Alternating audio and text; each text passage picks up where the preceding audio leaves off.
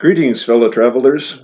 This is Coyote Three Feathers, and I'm going to speak on my recent dark retreat and some protocols and other processes involved in it.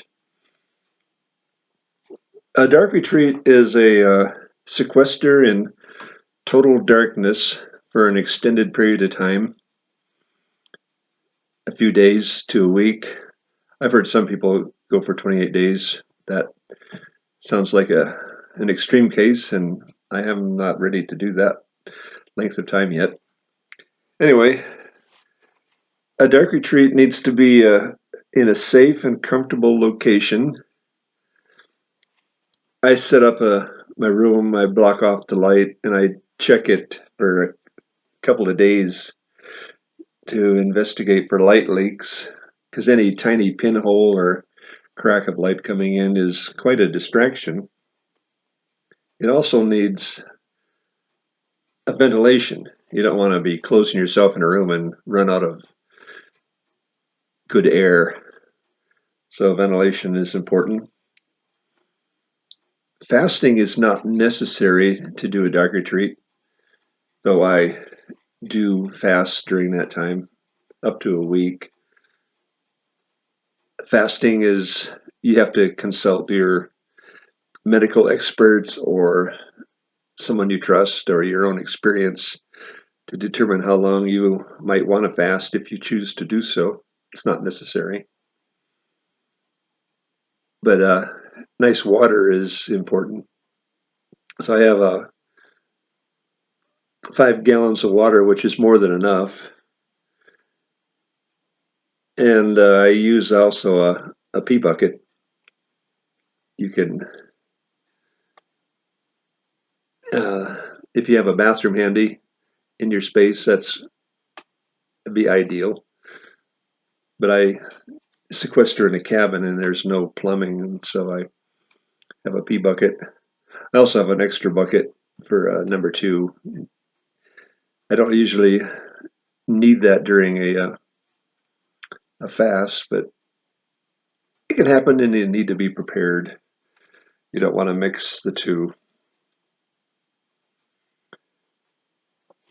I like to fast, but this last time, because it was colder, I thought I'd have a little tonic that I make up with olive oil, lemon juice, and maple syrup mixed with equal amount of water into a little pint jar. It's 2 tablespoons of lemon juice, 2 tablespoons of maple syrup, and 4 tablespoons of olive oil. And then you double it with water. And I put it in a little pint jar, and before I drink it, I shake it up. It's about 600 calories. It's also good for a liver cleanse, I've heard. I do it and it appeases my appetite, and so I'm able to fast longer with this calorie-rich tonic. Once I'm in the dark retreat, all sealed in and comfortable, I just kind of chill out. I like to start in the evening when I'm already tired, so I'm more likely to go to sleep sooner. And then it brings on the dream time.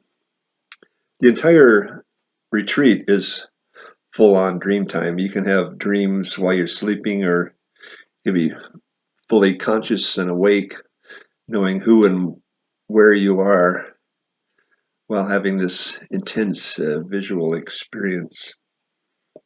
In my case, they start off kind of subtle, and over time, the dreams get more intense and more vivid. The dream retreat, for my case, it's part of my healing journey. It allows me to take away all external stimuli, phones, radio, nature sounds, interaction with people, anything that's external, and everything comes back to deep within.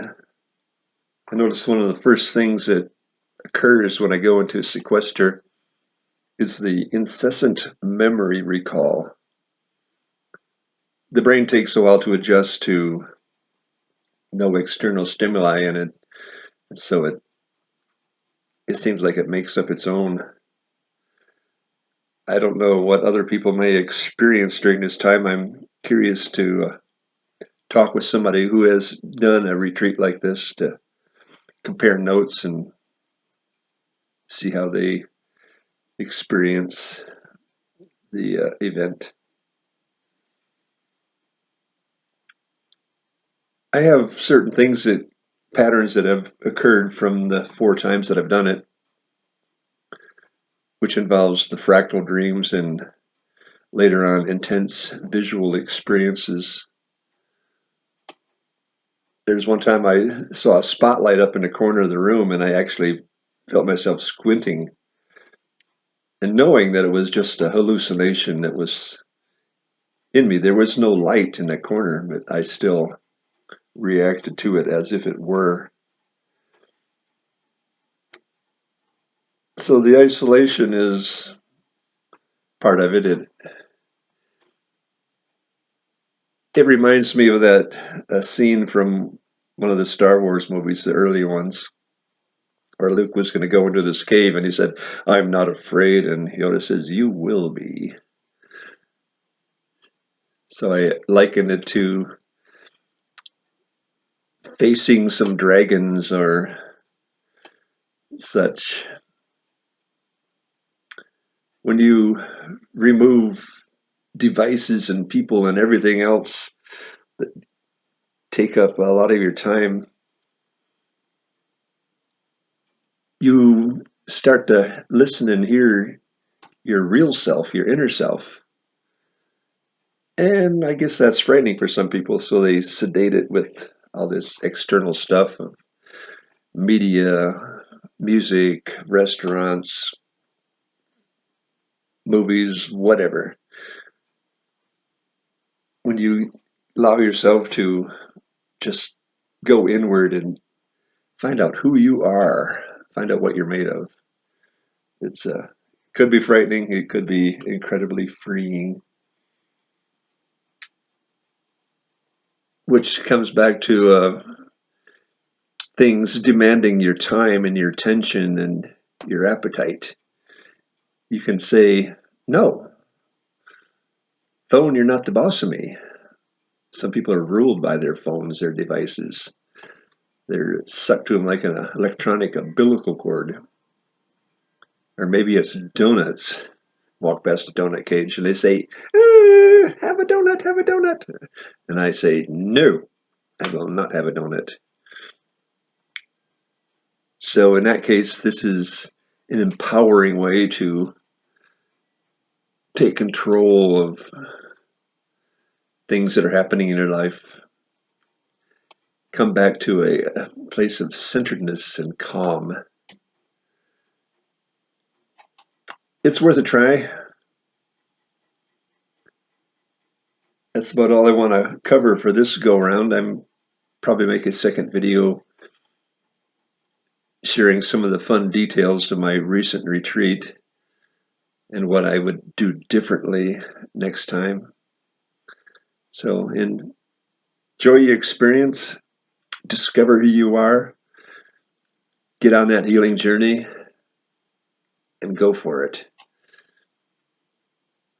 Just be yourself and encourage other people. Therefore, this is Coyote Three Feathers hanging out in my little cabin next to a warming fire. Journey well, my friends. Journey well.